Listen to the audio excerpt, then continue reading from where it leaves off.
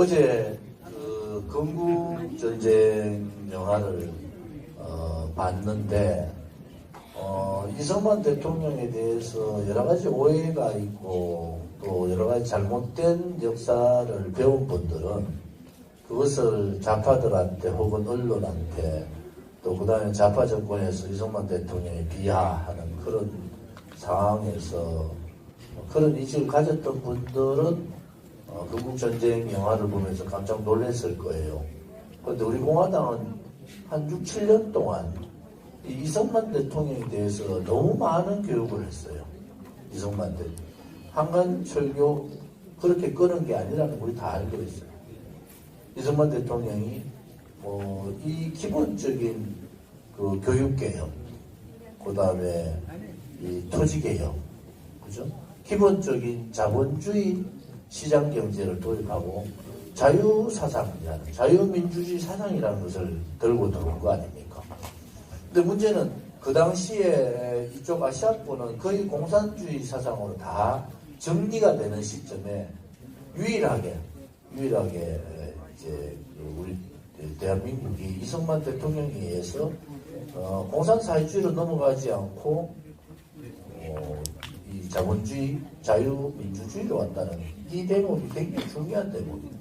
미국은 조그만 대한민국의 지금 같은 경제강국이 아니라 100불도 안 되는 나라, 이러한 GDP가 100불도 안 되는 이러한 나라에 관심이 없는 거예요.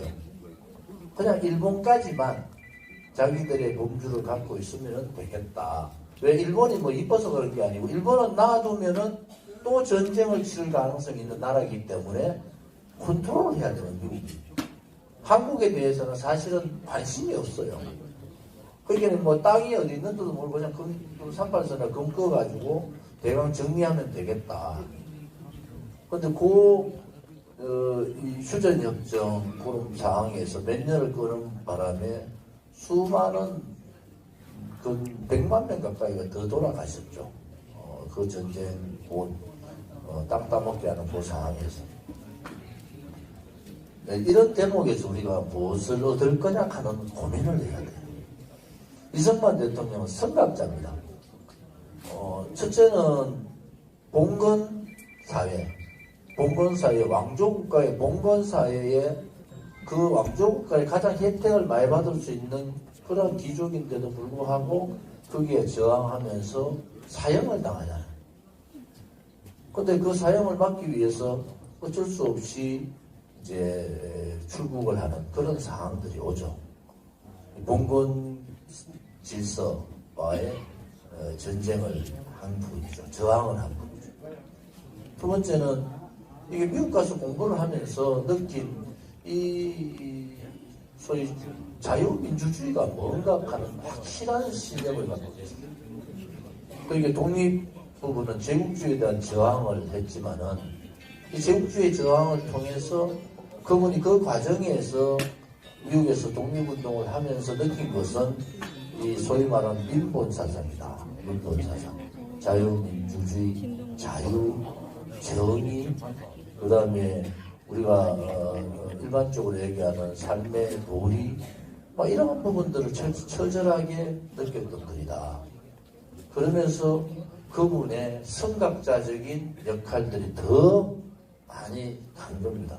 우리는 자유민주주의라는 그런 자유의 사상을 가져왔던 그분과 또 미국이 없으면은 소위 대한민국이라는 나라는 그냥 3일도 안 될 정도로 나라가 그냥 하루아침에 공산사회주의로 넘어갈 수 있다. 그 위기를 간파했다는 지도자의 능력이라는 게 대단한 겁니다.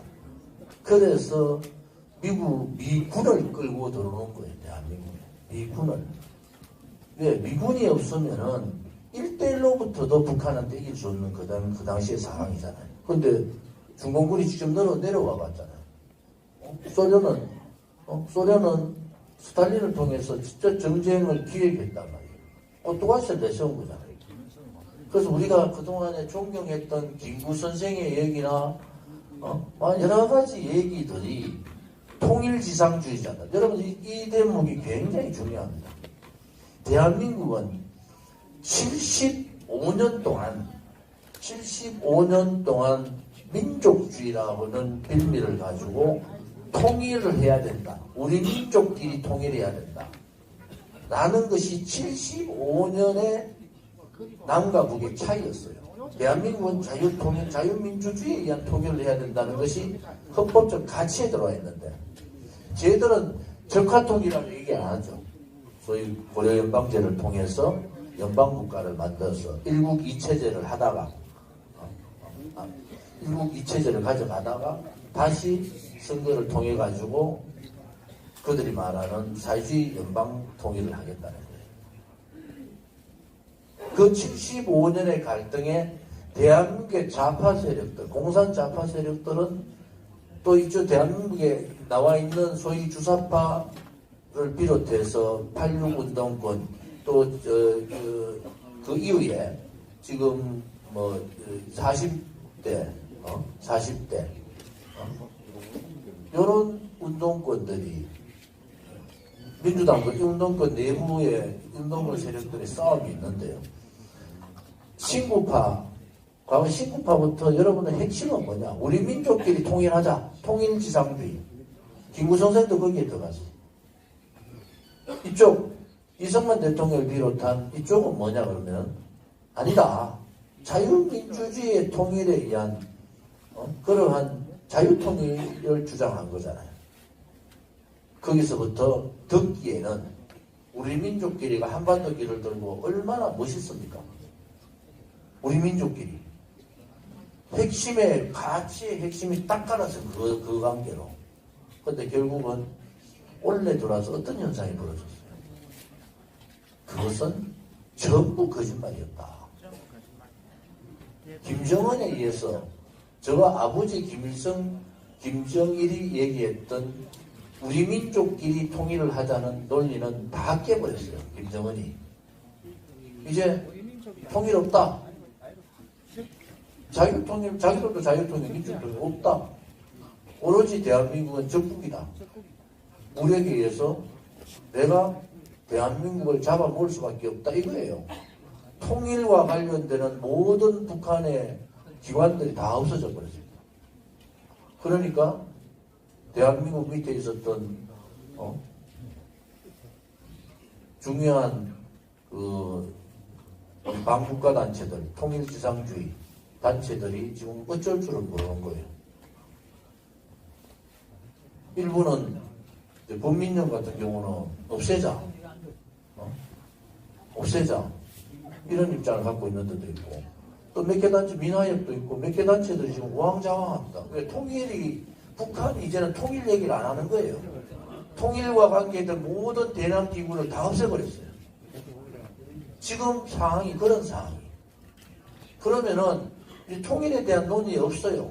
우리 같은 민족 이제 민족 얘기도 우리 민족끼리 얘기도 안 해요. 북한 방송에서 이제 우리 민족이라는 얘기가 없었는데 한민족 얘기 다 사라졌어요. 그것은 오로지 조선민주주의인민공화국 북한하고 소위 우리를 보고 대한민국이라고 합니다. 이제 북한에서. 그리고 대한민국은 다른 나라다. 다른 나라고 너희들은 우리의 주적이기 때문에 우리가 완전한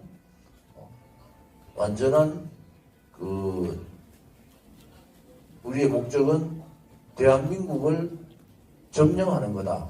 이런 상태로 해서 남쪽에서 통일 한반도 기들고 맨날 김정은, 김정일, 김일성 찬양하던 그런 민족 주사 지상주의, 민족 통일주의자들이 좀 조용해졌어요. 이게 우리나라 한반도로 봐서는 대단한 이념적인 변화가 온 거예요. 이념적인 변화. 거기에 우리가 특히 신냉전 시대라는 중국, 소련, 북한, 그 다음에 한국, 미국, 일본, 대만을 포함해서 완전한 신냉전 시대에 딱 두 개의 강력 세력들이 딱 부딪히는 데가 한반도라는 거예요. 신냉전은 뭡니까? 이제는 평화가 아니라 세계 어느 곳에도 전쟁이 가능하다는 거예요. 여러분들 상상해 보세요. 러시아가 우크라이나를 침공한다고 상상이 됐어요? 그리고 지금 전쟁이 2년 가까이 이렇게 계속 전쟁을 하려고 상상했습니까? 거의 갈라서 가지고 북한 무기 미사일을 러시아에 주고 지금 그렇게 하고 있다는 거죠. 이쪽이 하마스가 이스라엘을 침공한다. 아무도 상상을 못하는 거예요. 그게 현실로 일어나죠. 북한 오히려 미국의 전문가들은 북한이 한국을 침공하는 것이 오히려 당연하다고 보는 거예요. 중국이 왜 이제는 뭐 냉전시대에 이참에 대만을 먹어버리자.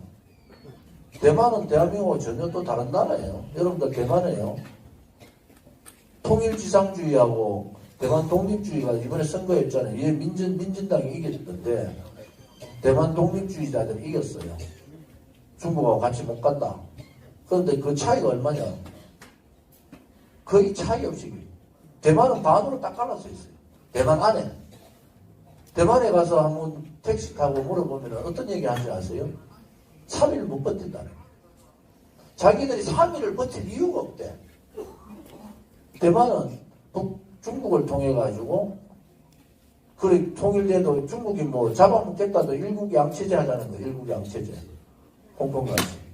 그 전에. 물론 장기적으로 50년, 100년 가면 모르지만은 대만은 더 잘 살 수 있다. 저 엄청난 시장을 자기들이 더 할 수 있다는 게 반입니다. 반. 거기 전쟁이 되겠어요? 미국이 있어서 자유민주주의 우방국가로서 이렇게 하지만은 대만 국민의 반은 중국하고 통일하자는 쪽이 반이에요. 우리나라하고 전혀 다른 현상이다. 그래서 대한민국에 어떠한 국지전이 벌어질지도 모른다. 왜? 핵을 가진 나라가 인도, 파키스탄에 다 핵 가지고 있어요. 전쟁? 싸우잖아요. 인도, 파키스탄 전쟁하잖아요. 전쟁. 그런데 전면전은 못해요. 왜 전면전? 양쪽이 다 핵을 가지고 있기 때문에 전면전은 못해요. 그런데 북한은 핵을 가지고 우리는 핵이 없어. 일방적으로 당하는 겁니다. 일방적으로. 그 주한미군 트럼프 지금 대통령 되면요. 주한미군 철수 작업 들어온다고. 군사비 정액해라. 트럼프 말 때 군사비 정액 그 담당자가 제 친구예요. 엄청 압박을 하는 거야. 이번에 트럼프 대회 확률도 50대 50이래. 미국은 50대 50. 딱 되면은 군사비 정액 안 하면은 주한미군 철수한다. 진짜로.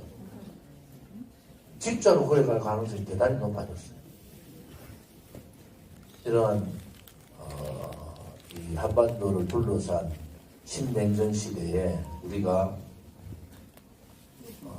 중차대한 시대인데 물론 시기마다 중차대 안 한 위험이 없는 시대는 없지만은 핵은 이미 북한은 핵을 완성했다는 거 아닙니까? 최소 50개의 핵탄두를 갖고 있다. 그런데 그 핵탄두만 가진 게 아니고 이제 핵을 나르는 기술이 갑자기 바다에서 잠수함으로 쏘고 철도 가다가 쏘고 트럭 위에 가다가 쏘고 이 쏘는 방법이 다양하게 어떤 수단으로 어떤 시간에 밤중에도 쏘고 아침에도 쏘고 낮에도 쏘고 막 쏠 수 있는 연습을 하는 거예요. 지금요. 지금 미사일 공격이 그런 연습. 탄두만 붙이면 핵 공격이잖아요. 미국이 북한을 컨트롤한다. 절대 못합니다. 절대 못합니다. 제가 지난번에 한번 말씀드린 게 있죠. 이제 북한이 미군 철수하는 순간이에요.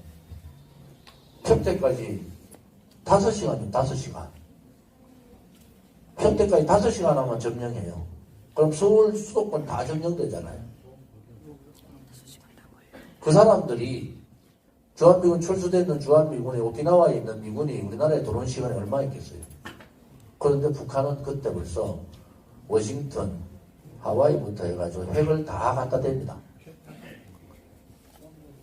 일본의 5개 도시, 대한민국 가장 보수적인 대구, 부산 이런 쪽에 핵 다 갖다 댑니다. 못 들어옵니다.